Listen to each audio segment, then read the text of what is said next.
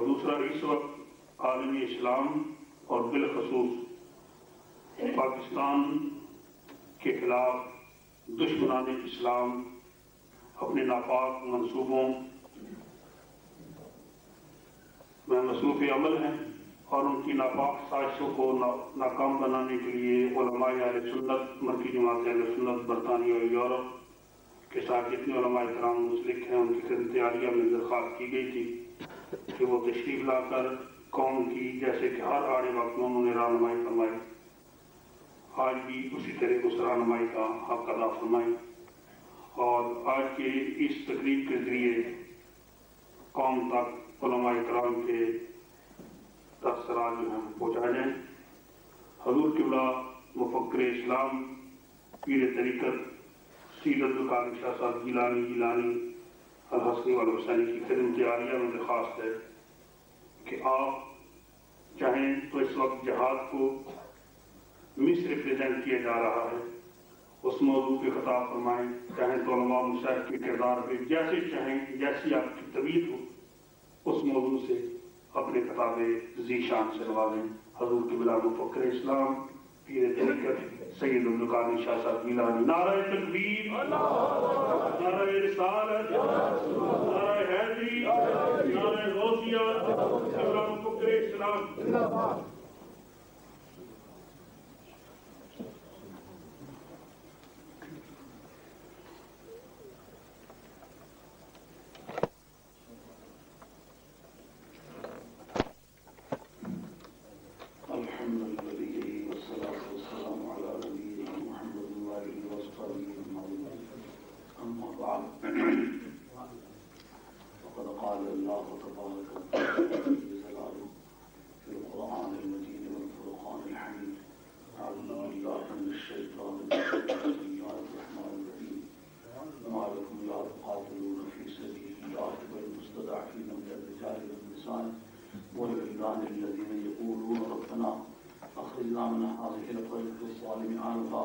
صدق الله مولانا العظيم وبلغنا رسوله النبي الكريم ونحن على ذلك من الشاهدين والشاكرين والحمد لله رب العالمين.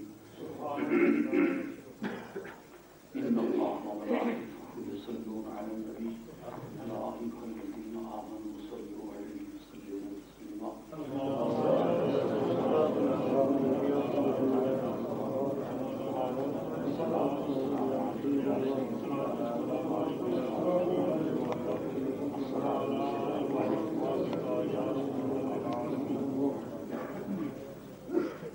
معزز علماء کرام،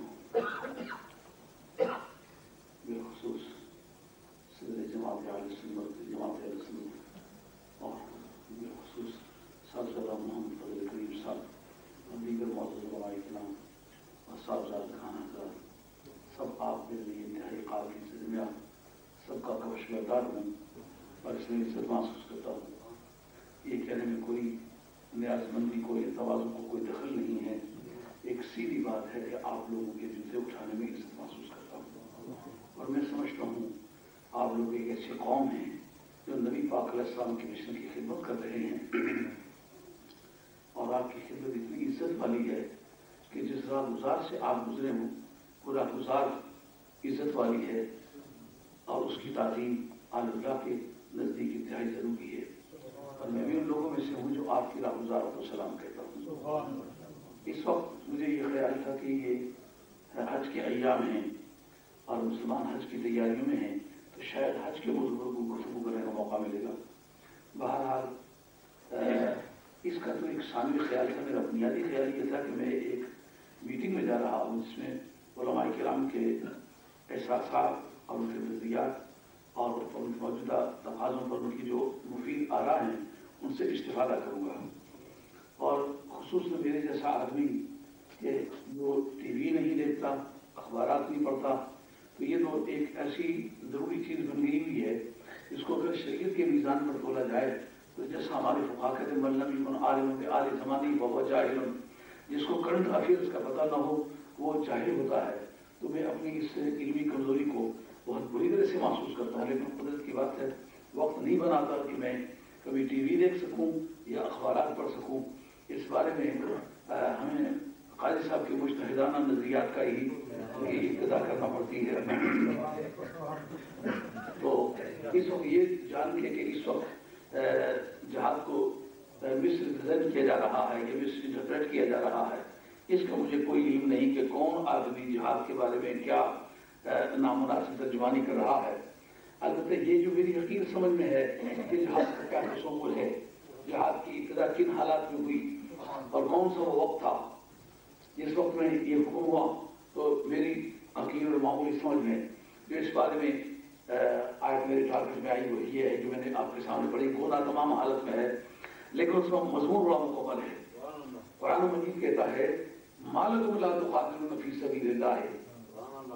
جس جگہ استفہام انکاری کے طور پر کوئی سوال کیا جائے اس کے دو معنی ہوتے ہیں۔ اگر وہ اخباری معنی میں تسلیم کر لیا جائے تو اس کا مقصد کلام اگر مثبت ہو تو معنی منفی ہوتے ہیں، اور اگر کلام منفی ہو تو معنی مثبت ہوتے ہیں۔ لیکن کسی وقت کسی سے بطور حساب کے لیے اکاؤنٹیبلٹی کے طور پر جب یہ کہا جائے تو پھر اس کا مخالف مفہوم جو ہوتا ہے وہ واجب ہوتا ہے۔ کیوں نہیں لڑتے ہو؟ مانے لڑنا واجب ہے۔ مَا لَكُمْ لَا تُقَاتِلُونَ یہ سورہ نساء میں ہے اور سورہ نساء مدینہ طیبہ میں نازل ہوئی، اور سوال ہو رہا ہے ان مکے میں رہنے والے لوگوں کے بارے میں کہ جو کعبۃ اللہ کے کمپاؤنڈ میں کھڑے ہو کر کے کہتے ہیں مولا کریم اس شہر سے ہمیں نکال۔ قرآن نے اس بارے میں سوال کیا مَا لَكُمْ لَا تُقَاتِلُونَ فِي سَبِيلِ اللَّهِ، کیوں نہیں لڑتے ہو اللہ کے راستے میں؟ سوال کن سے ہو رہا ہے؟ سرکار دو علیہ السلام کے یاران با وفا سے جو سر ہتھیلیوں میں رکھ کے میدان میں نکلے، اپنے بدن معلوم کو چھوڑا، زندگی کی ساری صلاحیت سہولتیں ان کو تھوکا صرف رضائے مولا کے لیے، کسی جنگل میں جا کر کے بسیرا کر لیا، اور ان لوگوں نے کوئی جانی مالی اخلاقی قربانی کرنے میں کوئی دلیل نہیں کیا تھا۔ تو یہ سب امتحانات کوالیفائی کر چکے، ان سے یہ پوچھنا کہ تم لڑتے کیوں نہیں ہو، اس کا مقصد یہ ہے کہ محبت کا جو نصاب ہے اس کے کورس میں ایک خاص پرچہ ہے جو باقی رہ گیا ہوا ہے۔ مَا لَكُمْ لَا تُقَاتِلُونَ فِي سَبِيلِ اللَّهِ، کیا وجہ ہے کہ تم اللہ کے راستے میں نہیں لڑتے ہو؟ یہ استنکار کے معنی میں استفہام انکاری ہے، یعنی اظہار نفرت کے طور پر یہ پوچھنا کیوں نہیں تم نے ایسا کام کیا، اس کا مطلب اس کا مفہوم مخالف واجب ہے، تم نے نہیں کیا نا، کرنا واجب تھا، کیوں نہیں لڑتے ہو؟ ان لوگوں کے حق میں مَا لَكُمْ لَا تُقَاتِلُونَ فِي سَبِيلِ اللَّهِ، اللہ کے راستے میں کیوں نہیں لڑتے ہو؟ وَالْمُسْتَضْعَفِينَ، اور ان کمزوروں کے بارے میں تم کیوں نہیں لڑتے ہو، جو عورتیں بھی ہیں، مرد بھی ہیں، بچے بھی ہیں، اور یقولون، جو کعبۃ اللہ کی سہن میں کھڑے ہو کر کے کہتے ہیں ربنا، اے ہمارے پروردگار، اخرجنا من هذه القرية الظالم اهلها، مولا کریم اس شہر سے ہمیں نکال جہاں کے رہنے والے بڑے ظالم ہیں۔ جو کہنے والے ہیں وہ مکہ شریف میں ہیں، جن سے پوچھا جا رہا ہے وہ مدینہ طیبہ میں ہیں۔ آپ کے حضرات کی پتہ نہیں کیا ہے یا تحریری طور پر لوگ پتہ نہیں کیا بتاتے ہیں، لیکن میں نے عملاً جو دیکھا ہے غالباً کو 450 میل کی ڈسٹینس پڑتا ہے، تو 450 میل کے ڈسٹینس پر سے پوچھا جا رہا ہے کہ اتنی دوری پر تم ضرور رہ سکتے ہو لیکن ان سے بے خبر رہنا تمہارا حق نہیں ہے، اتنی دوری پر بچ سکتے ہو لیکن ان کے دکھوں اور دردوں میں شریک ہونے سے الگ رہنے کا تمہیں کوئی حق نہیں ہے۔ اس میں کوئی شک نہیں کہ تم اپنے گھر والے ہو، وہ اپنے گھر والے ہیں، لیکن جن کا نبی ایک ہے ان کو اپنا اپنا گھر ہونا یہ ان کے لیے عذر نہیں ہوگا، بلکہ جن کا منشا ایک ہے، جن کی مراد ایک ہے، جن کا مذہب ایک ہے، وہ کتنی دوری پر بھی رہتے ہیں ان کی ڈیوٹی ہے کہ ان کی دیکھ بھال کریں اور ان کے غم میں شریک ہو۔ اس سے چند باتیں ثابت ہوتی ہیں۔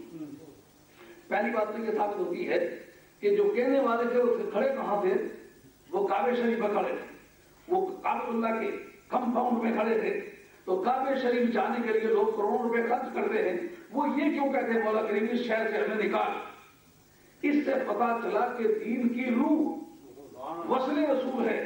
مولا کریم اس شہر میں ہم نہیں رہنا چاہتے جس میں محبوب لوگ نہیں آئے۔ چل آزم اترے چل وسیعے جت یار دا آنا جانا ہے، چل آزم اترے چل وسیعے جت یار دا آنا جانا ہے، اس نگری اندر کی رہنا جت سجنا باز اندھیرا ہے، اس نگری اندر کعبہ شریف کے شہر میں کھڑے ہو کر کے کہنا کہ مولا کریم شہر سے نکال، جب کروڑوں نہیں اربوں روپے لگا کر کے لوگ ادھر جا رہے ہیں تو ایک وہاں رہنے والا کہ مولا کریم مجھے اس سے نکال، اس سے کیا پتہ چلتا ہے؟ جو نبی پاک علیہ السلام کے مشن کو پورا نہیں کر سکتا، اگر وہ کعبے میں بھی رہتا تو کعبے کے اندر رہنے کی وجہ سے مشن پورا نہیں ہوگا۔ اس کے دل میں یہ چبن رہنی چاہیے جو حضور کا مشن ہے، جو حضور کا مقصود زندگی ہے، وہ مجھے پورا کرنا چاہیے۔ ہاں وہ مجھے کسی جنگل میں بیٹھ کے پورا کرنا ممکن ہو، مجھے اس جنگل میں جانا چاہیے۔ اگر کعبہ شریف رہ کے وہ مقصد پورا نہ ہوتا ہو تو کعبہ مجھے چھوڑنا چاہیے۔ مکے میں رہ کے وہ مقصد پورا ہوتا وہ تو مکہ مجھے چھوڑنا چاہیے۔ آج کل جو حجوں کی رسلیں لگی ہوئی ہے نا، اس کی پشت پر ایک کمپٹیشن ہے خواتین کا۔ ایک آدمی بیگم کہتی ہے فلاں کی وہ بیوی ہے، وہ 5 حج کر کے آتی ہے، تو تم مجھے 2 ہی حجوں پر تمہیں اتفاق کرا دو، مجھے میرے 5 پورے کرو۔ تو اب وہ حج کے لیے نہیں، وہ بیگم کی رضا جوئی کے لیے ہے۔ آپ کو یاد ہے کہ نبی کریم علیہ السلام نے پوری زندگی میں فقط 1 حج کیا، یہ ہے کہ نہیں؟ اگر سرکار نے فقط 1 ہی حج کیا ہے، مسجدوں میں مکھیاں بھربھرا رہی ہیں اور مدرسے جو ہے وہ مرثیہ خان ہو رہے ہیں اور علمی خزانوں کا ایک گھر پڑ رہا ہے اور مذہبی تقدس تباہی کی نظر ہو رہا ہے اور ہمارا مذہب افلاس سے دوچار ہو کر کے اپنے اصلی مقصود سے معلوم ہو رہا ہے، تو سارا پیسہ اکٹھا کر کے حجوں میں خرچ ہو رہا ہے۔ اور پوچھو یہ حج کر کے آئے ہو، مقصود کیا حاصل ہوا ہے؟ اگر سرکار کا مشن زیر بار ہو رہا ہے تو ان مکے والوں سے پوچھو جن کا ربنا اخرجنا من هذه القرية الظالم اهلها، مولا کریم اس شہر سے ہمیں نکال، ہم شہر میں نہیں رہنا چاہتے جہاں رہ کر کے تیرے محبوب کا مشن پورا نہ ہو سکے۔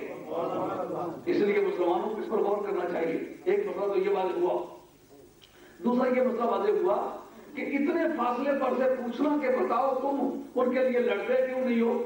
میری اطلاع کے مطابق اگر یہ اطلاع غلط نہیں ہے تو احکام القرآن کے علماء ربانی نے یہ لکھا ہے کہ سب سے پہلی آیت جو جہاد کے بارے میں نازل ہوئی ہے کہ کیوں نہیں لڑتے ہو، پوچھا ان سے جا رہا ہے جو زندگی کے تمام امتحانات کوالیفائی کر چکے ہیں، جن کے بارے میں ایک ایسی سند جاری ہوئی ہے، فرمایا کہ لا یستوی منکم من انفق من قبل الفتح وقاتل، جنہوں نے مکہ فتح ہونے سے پہلے جانے اور مال خرچ کیے ہیں، قیامت تک لوگ قربانیاں دی، کبھی ان کے برابر نہیں ہو سکتے۔ بے شک قربانیوں میں آگے نکل جائیں لیکن وقت کی نزاکت، اس سے وقت کا بھی پتہ چلتا ہے وقت بھی کوئی چیز ہے۔ اگر جب مالی طور پر، جانی طور پر، گنتی کے طور پر کوئی آدمی سبقت نہیں لے جائے، مرتبے میں سبقت نہیں لے جا سکتا، کیوں؟ ایسا نازک وقت لوٹ کے نہیں آئے گا، تو وقت کی نزاکت کو مرتبے کی نزاکت میں دخل ہے۔ بے شک پیسے زیادہ خرچ کر لیں، جانے زیادہ خرچ کر لیں، مال زیادہ خرچ کر لیں، مگر وہ ایسا نازک وقت لوٹ کے نہیں آئے گا، اس لیے پھر ایسا مرتبہ بھی لوٹ کے نہیں آئے گا۔ جن کو یہ عزت مل چکی ہے رضی اللہ تعالیٰ عنہ ورضوا عنہ، اللہ ان سے راضی ہو گیا، وہ اللہ سے راضی ہو گئے، ان سے پوچھا جا رہا ہے کہ لڑے کیوں نہیں ہو، لڑتے کیوں نہیں ہو؟ اس سے یہ پتہ چلتا ہے کہ مسلمان دور رہے یا قریب، کس حالت میں کب تک جہاد فرض ہوتا ہے۔ ہمارے فقہا کی یہ تحقیق ہے، مذاہب اربعہ کے قافی مطالعے میں یہ بحث ہے کہ جو پڑوسی ملک ہے، پڑوسی ملک پر اس حالت میں جہاد فرض ہے جب سچ مچ جہاد ہو رہا ہو، اس لیے کہ وہ پڑوس ہونے کی وجہ سے ایسا ہے کہ جیسا ایک ہی ملک میں ہو رہا ہے، ایسی حالت میں ان پر بھی جہاد فرض ہے۔ اور ایک یہ صورت ہے کہ جو سربراہ مملکت ہے وہ کہے کہ اس وقت سب کے خون کی ضرورت ہے، سب میدان میں نکلو، ادھر کسی بھی آدمی کو ادھر کی کوئی گنجائش نہیں ہے۔ اور ایک وہ صورت ہے کہ جس جگہ وہ بس رہے ہیں وہاں دشمن آ کے حملہ آور ہو جائے، اس شہر میں گھس آئے، نابینوں پر بھی جہاد فرض ہے، عورتوں پر بھی جہاد فرض ہے، مردوں پر بھی فرض ہے، اپاہجوں پر بھی فرض ہے۔ اور نبی پاک کے غلام رسول سے ابن شام ہے کہ یہودیوں نے نبی پاک علیہ السلام کی شان میں کو مذمت کے کلمات کہے اور حضرت فاروق کہتے ہیں ہم لوگوں نے بازو بڑھ لیے کہ ہم یوں کر دیں گے یا کر دیں گے، اور بڑے بڑے جنگی جنرل جناب حیدر قرار جیسا آدمی وہ تیاریاں کر رہا ہے کہ یوں کر دیں گے یا کر دیں گے، لیکن دیکھنے میں آیا کہ ایک شخص آنکھوں سے نابینا ہے اور اس نے جا کر کے پوچھا کہ تلوار کیسی ہوتی ہے، جو آپ نے جا کے پوچھا اس نے کہا اس طرح کی ہوتی ہے، انہوں نے کہا اچھی تیز تلوار مجھے بنا کے دو، کہ کیا کرو گے؟ کسی کام میں استعمال کرنا چاہتا ہوں، تلوار بنوا لی اور دنیا سو رہی ہے، وہ صحابی جاتے ہیں، اس کے خاندان کے 7 مرد اس کے گرد گرد سو رہے، کیونکہ سرکار علیہ السلام کی مذمت کرنے پر انہیں پتا تھا کہ نبی پاک کا کلمہ پڑھنے والا نبی پاک کی ہتک کرنے والے کو زندہ چھوڑنے کا عادی نہیں، مرے یا جیے ایک اور ٹارگیٹ پر ضرور جاتا ہے۔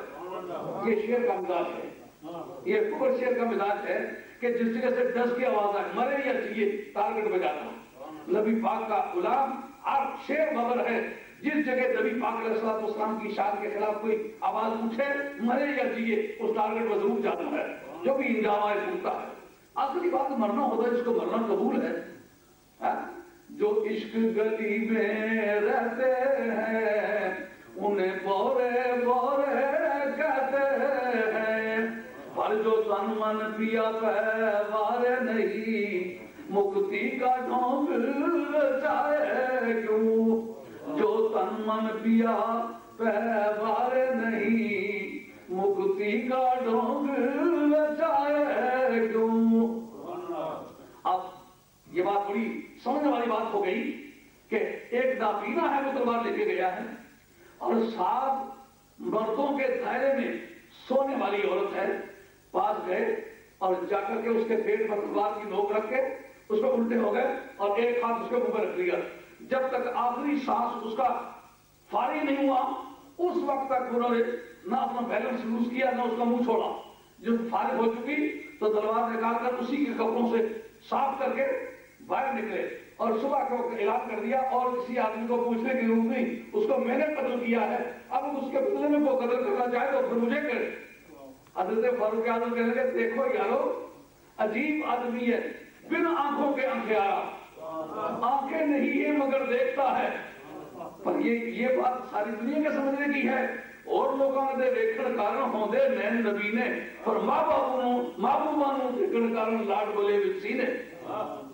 یہ ٹھیک ہے میں نابینا ہوں، مگر نبی پاک علیہ السلام کے عشق و محبت کی راہ گزار میں چلوں تو پھر زندگی کی ساری شاہراہیں میرے سامنے آئینہ ہے، میں کسی جگہ سے گزرنا چاہوں میری نابینائی مجھے روکتی نہیں۔ تو یہ جہاد کا فریضہ ایسے حالات میں ان لوگوں پر بھی فرض ہو جاتا ہے جن کی آنکھیں ہی نہیں ہیں، وگرنہ تو بچوں پر جہاد فرض نہیں ہے، عورتوں پر فرض نہیں ہے، بڈھوں پر فرض نہیں ہے، اپاہجوں پر فرض نہیں ہے۔ مگر جس وقت ایسا وقت آ بنے اس وقت جو بڈھا ہے چارپائی پر لیٹا ہوا لاٹھی پاس رکھی گیا وہی چارپائی پر بیٹھے بیٹھے چلا جائے، کہ تیری ڈیوٹی ہے جہاں تک تو جہاد کر سکتا ہے تو اس عالم میں بھی جہاد کر، وگرنہ پوچھنے والا پوچھتا بارک اللہ تو قاتلونا فی سبیل اللہ والمستضعفین من الرجال۔ ایک دوری کو بھی نظر سمجھا جاتا ہے۔ آج ہم مسلمان ہیں، پوری دنیا کے مسلمانوں کے بارے میں یہ عقیدہ ہے کہ جس وقت جہاد کا کسی جگہ بھی اعلان ہو جائے تو جہاں سے سورج نکلتا ہے وہاں سے لے کر کے جہاں ڈوبتا ہے وہاں تک فرض ہوتا ہے، لیکن فرض علی الکفایہ ہے، اس کا وجوب عائد ہو جاتا ہے، مگر یہ واجب علی الکفایہ ہے۔ یہ واجب اور فرض کی اصطلاح یہ حنفیوں کا فرق ہے، باقی مذاہب اربعہ کے تکاملی مطالعے میں فرض بمانے واجب، واجب بمانے فرض، یعنی لازم۔ جہاد لازم ہے، خواہ اس کا نام آپ فرض رکھیں یا اس کا نام واجب رکھیں، لیکن دونوں حالتوں میں جہاد یقیناً ضروری ہے۔ اور رہی بات یہ کہ کس کس پر کتنا ضروری ہے اس کی ترتیب میں عرض کر چکا ہوں کہ جو شہر میں رہتے ہیں جہاں حملہ ہو گیا ہے وہاں مردوں پر بھی، عورتوں پر بھی، بڈھوں پر بھی، بچوں پر بھی، بالغوں پر بھی، نابالغوں پر بھی، اپاہجوں پر بھی، معذوروں پر بھی، سب پر جہاد فرض ہے۔ اور اگر اس ملک کا سربراہ یہ اعلان کر دے کہ سب نکلے میدان میں، اس حالت میں بھی سب پر فرض ہے۔ اور اگر یہ صورت نہ ہو تو ہر پڑوسی ملک کے اندر تو سب پر فرض ہے، ہر پڑوسی ملک پر بھی جہاد اس وجہ سے فرض ہے کہ وہ پڑوس ہے۔ اور یہی وجہ ہے کہ ہمارے مخالف ہیں کہ اگر کوئی ملک ایسا ہے جو کبھی مسلمان تھا آج اس کا حکمران مسلمان نہیں رہا، وہاں کافروں کی اکثریت ہو گئی ہے، تو پھر اس میں جہاد اس کے اندر جمعہ فرض ہوگا کہ نہیں ہوگا؟ ہمارے فقہا کی تحقیق ہے اگر اس کا پڑوسی ملک مسلم ہے جس میں اسلامی نظام ہے تو پڑوس کی وجہ سے بھی ان پر جمعہ فرض ہوگا، کیونکہ پڑوس کی وجہ سے بھی اسلامی جو رجحانات ہیں وہ اس میں داخل ہوتے رہیں گے، پوری طرح ان کو لازم نہیں بنایا جا سکے گا۔ اور جس ملک میں پہلے اسلام رہ چکا اس کے تو احکام بھی مختلف ہے، مگر اگر اسلام نہیں بھی رہ چکا تو پڑوسی ملک مسلمان ہے تو پڑوس کی وجہ سے ان کو جمعے کی سہولتیں ملتی، حالانکہ جمعے کے فریضے کے بارے میں تو حاکم کا مسلمان ہونا شرط ہے، وہاں تو حاکم مسلمان ہے ہی نہیں، تو پھر فرضیت کہا۔ اس کی فرضیت کی وجوہات یہ ہے کہ اس کا پڑوسی ملک مسلمان ہے۔ یہ جو غیر مسلم ملکوں میں جمعے پڑھے جا رہے ہیں یا تو اس کی احتیاطی صورت ہے یا مذہب مالکی کے مطابق اس کا وجوب ہوتا ہے جو مسلم کے اندر حدیث ہے کہ نبی کریم علیہ السلام نے فرمایا کہ یاد رکھو ایک وقت وہ آنے والا ہے کہ قصر ابیض فتح ہوگا، جمعے کا دن ہوگا، چھوٹی سی جماعت ہوگی، اس کی ریاست سلمان فارسی کے پاس ہوگی، اور جمعے کی پہلی اذان قصر ابیض میں جا کر کے سلمان فارسی کہے گا، اور اس کو ہماری کتابوں نے لکھا ہے کہ جس جمعے کا وقت آئے گا تو دریا دجلہ کے کنارے پر ہے حضرت سلمان فارسی کہتے ہیں جانتے ہو آج کون سا دن ہے؟ ان کے جی جمعے کا ہے، کہا گنتی کرو ہمارے مجاہدین کتنے ہیں؟ کہا تھوڑے سے ہیں۔ تو کہا یہ حدیث بھی یاد ہے جو سرکار نے فرمایا تھا کہ وہ چھوٹی سی جماعت ہوگی اور سلمان فارسی اس کا سربراہ ہوگا، یہ بات بھی یاد ہے کہ یہ بھی یاد ہے، کہ یہ بھی یاد ہے کہ وہ قصر ابیض کو فتح کرے گا اور پہلی اذان کہے گا، کہ یہ بھی یاد ہے۔ جب یہ بات کہی تو اسے وہ کہتے ہیں کہ اس وقت ایرانیوں نے پاک جاتے وقت لکڑی کے پھول کو آگ دے دی ہے اور لکڑی کا پھول چلا دیا گیا ہے، ابھی تو یہ خون آشام موجے ہیں، ان میں لوگ ڈالا جائے اپنے گھوڑوں کو تو بیچ میں ہی گھوڑے رہیں گے۔ ان کا اس گھوڑے کرتے ہوئے تم پڑھو، اب جہاد کا ذوق دیکھیے مسلمان میں، حالات سے اور اسباب سے بے نیاز ہو کر کے زبان مصطفیٰ پر یقین، اس سے آپ یہ سمجھیں کہ جہاد کے میدان میں تلوار نے وہ کام نہیں کیا جو علم مصطفیٰ نے کیا ہے۔ حضرت سلمان فارسی سے بہت پوچھتی رہ گئی کہ اے سلمان فارسی تم زندگی میں تو اتنے دلیر آدمی نہیں تھے، اب دھندلا کر کے لڑتے ہو، پرواہ نہیں کرتے ہو۔ انہوں نے کہا آپ نے یہ بات نہیں سنی ہوئی کہ قصر ابیض میں نے فتح کر رہا ہے؟ ان کا اس کا کیا تعلق ہوتا ہے تمہاری دلیری سے؟ ان کا جب تک قصر ابیض فتح نہیں ہو سکتا اور فتوحات کی چابی میرے ہاتھ میں نہیں ہو سکتی، آسمانوں کی بجلی اور دریاؤں کے طوفان بھی نہ مجھے مار نہیں سکتے، زبان مصطفیٰ کہے میں فتح کروں گا، کوئی طاقت ایسی ہے کہ جو مجھے وقت سے پہلے مار دے؟ اس کا مقصد یہ ہے لگے تیر سے طاقت کمان کی، لڑنے والا لڑتا ہے مگر اس کے پیچھے علم مصطفیٰ کار فرما ہے۔ یاد نہیں یہ بات مجمع کی بات کرتے کرتے تمہیں ضروری جانا چاہوں گا کہ جب وہ پہنچے تو حضرت کہتے ہیں اچھا تمہارے نزدیک جماعت کا چھوٹا ہونا وجہ ہے نہ لڑائی کرنے کی، اسباب کی کمی وجہ ہے نہ لڑائی کرنے کی، مگر میں سمجھتا ہوں دن جمعے کا ہو، جماعت کا چھوٹا ہونا یہ اسی دن کی شہادت ہے جس کے بارے میں سرکار نے فرمایا تھا۔ رہ جاتی ہے بات کے اسباب کی کمی کے ہوتے ہوئے میں میدان کس طرح مار سکتا ہوں، میں اسباب کا لگتا کیا ہوں، جو بات منہ سے تمہارے نکلی وہ بات ہو کے رہی، میں نبی کے علم غیب کا قائل ہوں۔ اب بتاؤ اس جگہ تلواریں لڑی ہیں یا نبی پاک کا علم غیب لڑا ہے؟ نبی پاک کا علم غیب سنی تیرا عقیدہ مسلمانوں کے سیاسی مسائل کا حل بھی ہے، معاشی مسائل کا حل بھی ہے، اخلاقی مسائل کا حل بھی ہے۔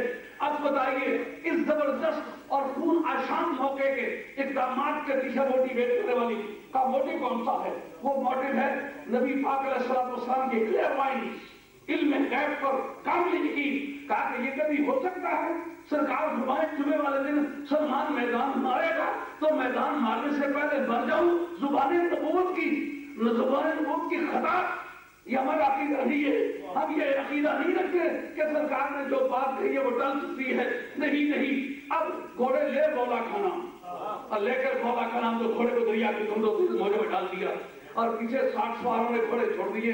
جناب اب گھوڑوں کی گردن نظر آ رہی ہے، شاہ سواروں کی گردن نظر آ رہی ہے اور دشمن مقابلے میں کھڑا ہے۔ جب این فصل پہنچے تو اس کی آرچری نے اور یہ ان کے تیر اندازی کے فیصلے نے تیر کھول دیے، ڈر مارتے چلے جاتے ہیں، گھوڑوں کے منہ پہ لگتے ہیں، شاہ سواروں کے منہ پہ لگتے ہیں۔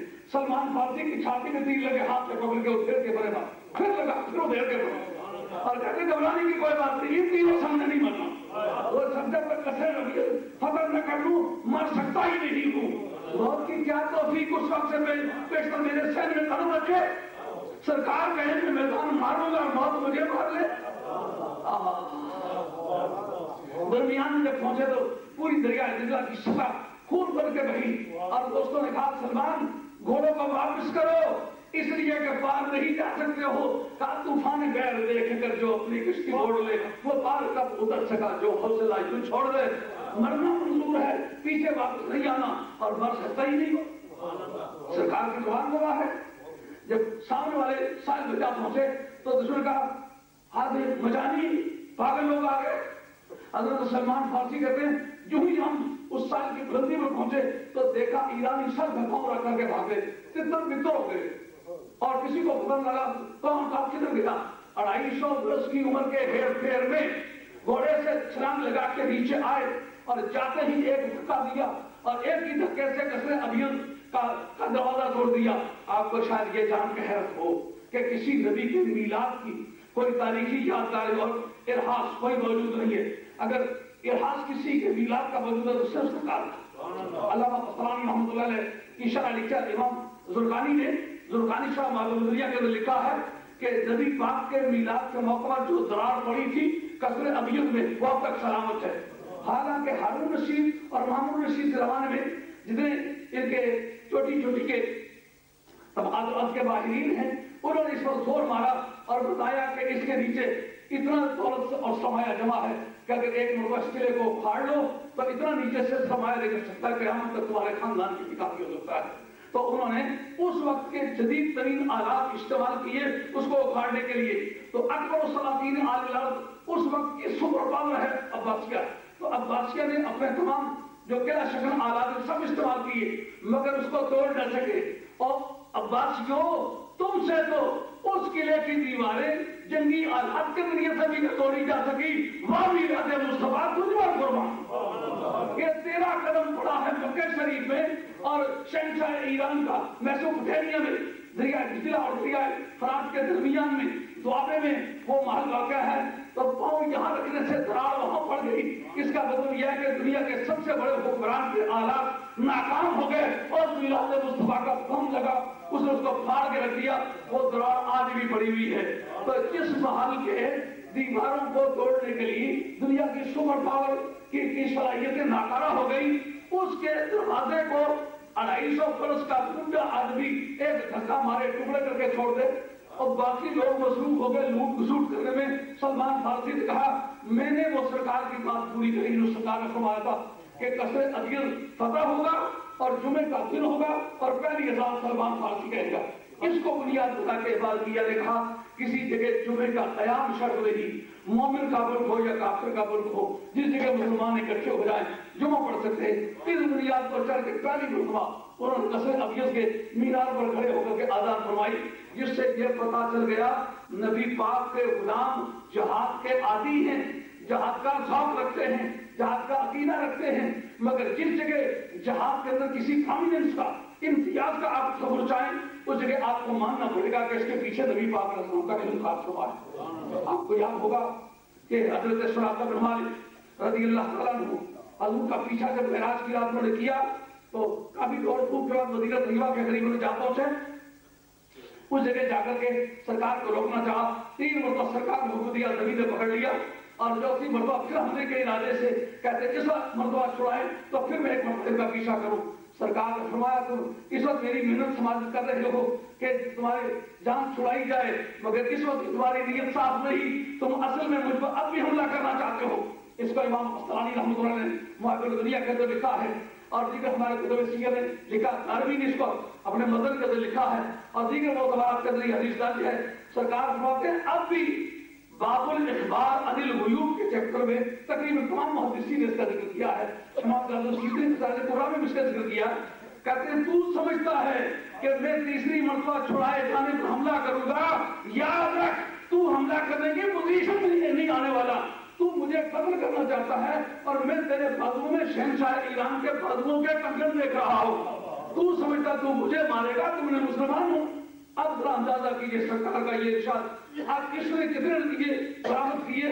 وقت آیا لڑے. حضرت سراقہ بن مالک سے لوگ پوچھتے کہ اگر تو اتنا بہادر ہوتا تو سرکار پر حملہ کرنے کے ہاتھا کچھ نتیجہ لا کے دکھاتا. سرکار کو بڑے شریف النفس اور لڑائی کو پسند نہ فرمانے والے ہیں. اگر تو ان کا کچھ نہیں بگاڑ سکتا کا مطلب تو کچھ کر سکتا ہی نہیں. لیکن اب دیکھتے ہیں لڑکوں میں تحاشا. انہوں نے کہا لڑنے کی وجہ تمہارے نزدیک ہو رہا میں بہادر نہیں ہو گیا ہوں. اصل میں سرکار دو عالم الاسلام کا وہ بول میرے کانوں میں گونج رہا ہے. ہر وقت صدائیں پوچھتی ہیں کہ تو ایران فتح ہوگا اور تیرے بازو میں شہنشاہ ایران کے کنگن پہنائے جائیں گے. جب تک ایران فتح نہیں ہوتا اور جب تک اس کے بازو کے کنگن نہیں اتارے جاتے میرے بازو میں نہیں پہنائے جاتے اس وقت تک مجھے موت آ سکتی ہی نہیں. وقت آیا لکھا ہے البدایہ بنے ہے کہ عبادت ابن کثیر نے. وقت آیا کہ جب ایران فتح ہوا حضرت فاروق اعظم رضی اللہ عنہ تلاش کرنے لگے کہ سراقہ کہاں ہے. اب ذرا دیکھیے جی سونا ہے اور مرد کو پہنانا ہے, مرد کے لیے تو سونا حرام ہو چکا ہے. اس کا میرا ساتھ اس کا کیا تعلق بنتا ہے کہ میں یہ فیصلہ کروں؟ اس سے عقیدہ آپ دیکھیں کہ ہمارا عقیدہ درست ہے کہ دوسرے لوگوں کا. اگر ان کو مختار نہ مانتے تو ایک وہ چیز جو مرد کے لیے حرام ثابت ہو چکی ہوئی ہے اس کا جواز وہ کس طرح پیدا کرتے؟ ان کا حلت و حرمت کے فیصلے کرنے محبوب کبریا کا کام ہے. انہوں نے جب کہہ دیا کہ سونے کے کنگن اس کے بازو میں, اب یہاں تک تو ساری کتابوں میں لکھا ہے, لیکن ایک مرتبہ پاکستان میں, چٹان میں, ایشیا نے, ان سب رسالے میں لکھا تھا کہ فاروق اعظم نے مدینہ طیبہ میں ایک جلوس نکالا اور حضرت سراقہ بن مالک کو وہ کنگن پہنا کے کہا تم چیک کرو. اس سے جلوس کا ثبوت ملتا ہے کہ جو بات منہ سے تمہارے نکلی وہ بات ہو کے رہی, جو دن کو کہہ دیا شب تو رات ہو کے رہی. اب اس سے بالبساط کے وقت کے سامنے آ جاتی ہے کہ مسلمان جہاد کی فرضیت کا قائل ہے, فرضیت کا پابند ہے, لڑتا ہے, اسے لڑنا چاہیے, مگر اس کو نبی پاک علیہ السلام کے علم غیب کا بھی یقین رکھنا چاہیے. جو سرکار نے فرمایا تھا کسی طریقے سے انقلابات آئیں گے اور مسلمانوں کو اسلام کے نام پر ایک ہونا پڑے گا. اس وقت ہم نے جغرافیائی سرحدوں کو کہ یہ پاکستانی ہے, یہ کشمیری ہے, یہ ہندوستانی ہے, یہ افغانستانی ہے, کہیں یہ ہندی کو خراسانی یا افغانی کو دورانی, تو ایسا بندہ ایسا ہے کو سب کر بے قرار ہو جا.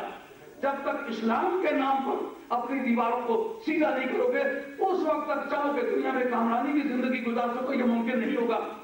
آج ایک آدمی لکھتا ہے المسلیت عربیت امت المسلمہ کہنے کے بعد کہ مسلم جب تک نہ کہے جانی جھوٹی, المسلمت عربیت السعودیہ جب تک نہ کہے.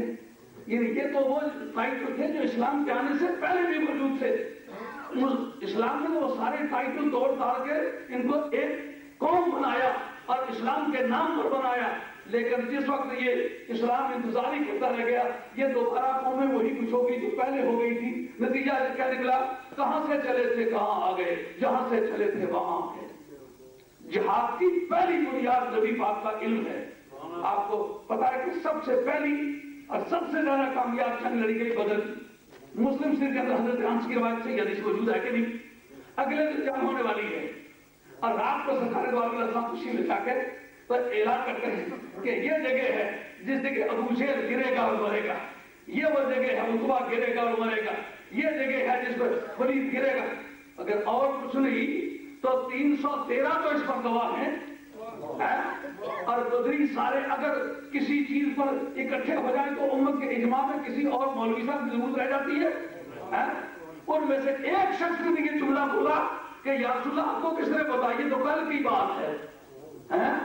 کہتے کل کا کسی کو پتہ نہیں, اگر صحابہ کا یہ عقیدہ ہوتا تو جہاد لڑتے. اب انہوں نے جو سنا کہ یہ ساری فکری قیادت ماری جائے گی, فکری قیادت ماری جائے گی, اور جتنے ان کے مدبرین ہیں وہ مارے جائیں گے, جتنے پالسی فیملی ہیں وہ مارے جائیں گے, تو لڑانے والے آدمی جب سارے مارے جائیں گے تو لڑنے کا کام کون کرے گا؟ اب جناب اس یقین کی بنیاد پر اگلے دن مسلمان لڑتا ہے تو چھوٹے چھوٹے بچے کو پوچھنے کا پوچھے لگی اونٹنی کون سی ہے. ان کو پتہ ہے سرکار نے بتا دیا جگہ گرے گا اور مرے گا. اب جن کا یہ یقین تھا نا ان کے لیے جہاد آسان بھی تھا. آج بھی اگر ہم اس یقین کو زندہ کر لیں تو نہ شاخے گل ہی اونچی ہے نہ دیوارے صبر بلبل, تیری ہمت کی مستی ہے تیری ہمت کی کوتاہی. آج کا بیان اختتام پذیر ہوتا ہے. میں تو اس وقت بیان کی ذوق سے نہیں آیا تھا, علماء کرام سے استفادہ کرنا تھا, مگر خدا جانے کس مسئلے سے انہوں نے اپنے سارے مضامین مکمل کر لیے اور میں کسی سے کچھ بھی استفادہ نہ کر سکا. ٹوٹی پھوٹی جو باتیں میں نے کی ہیں امید ہے کہ آپ علماء کرام قبول فرمائیں گے. اگر کوئی لفظ کا کلمہ ہوا تو میری رہنمائی فرمائیں گے. اللہ آپ کی عزت اور عمر میں صحت میں صلاحیت میں برکت فرمائے. اپنے نیک دعاؤں میں یاد رکھیں. غالباً میں آپ میں سب سے زیادہ بوڑھا آدمی ہوں تو میری موت کا وقت آپ لوگوں کے مقابلے میں زیادہ قریب ہے.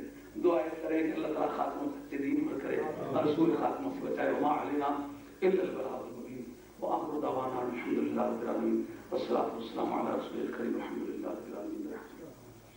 وہ کریم کا یہ میں بوڑھا بندہ میں کروں